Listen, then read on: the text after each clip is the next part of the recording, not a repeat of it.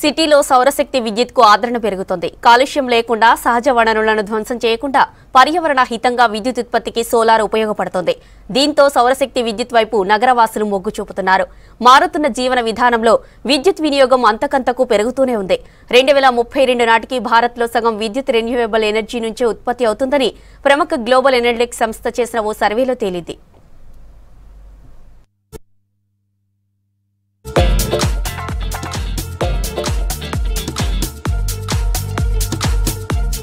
ప్రకృతి సహజ సిద్ధంగా వచ్చే సౌరశక్తితో విద్యుత్ ఉత్పత్తిపై దృష్టి పెడుతున్నారు నగర ప్రజలు.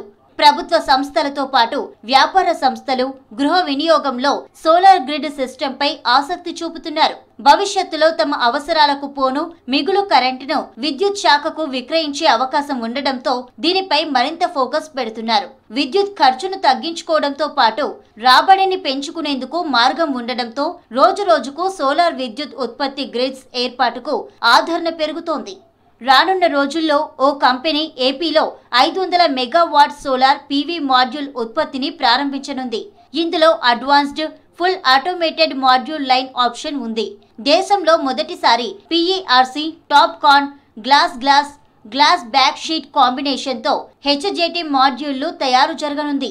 ఈ రంగంలో ఉండే వారికి కేంద్ర రాష్ట్ర ప్రభుత్వాలు కూడా మంచి సహకారం ఇవ్వడంతో ప్రత్యేక రాయితీలు వస్తున్నాయన్నారు సోలార్ ఇండస్ట్రీ నిపుణులు. Karnataka, these states, so there is a lot of solar power, which is the raw material. Why we should not do more work on solar power and have less pollution? See, Government of India ambitious plan ఏంటంటే 450 gigawatt of solar power they want to do generate from renewable resources.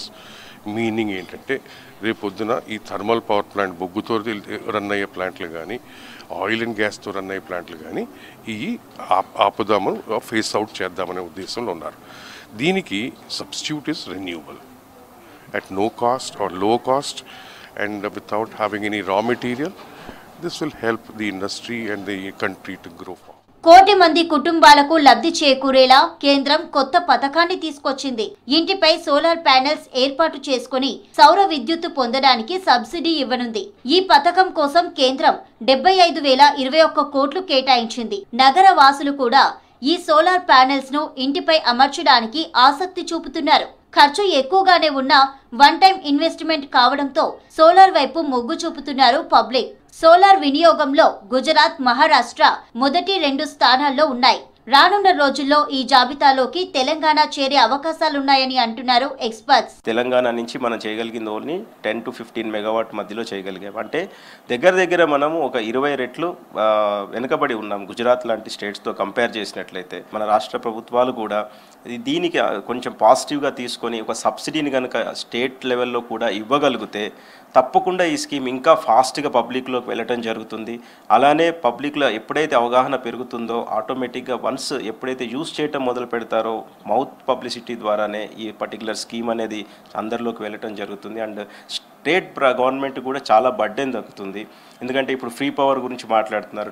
దాన్ని meet చేసేయడానికి free power ఇచ్చే బదులు ఒక subsidy అనేది state government నుంచి కూడా పెంచినట్లయితే దాన్ని కూడా యూజ్ చేసుకోవడం ద్వారా ఇటు ఒకటి లైఫ్ టైం వాళ్ళు బెనిఫిషరీస్కి బెనిఫిట్ చేసినట్లుగా ఉంటుంది. కొత్తగా వ్యాపార రంగంలో అడుగు పెట్టాలనుకునే వారు సోలార్ రంగం వైపు ఇంట్రెస్ట్ చూపుతున్నారు.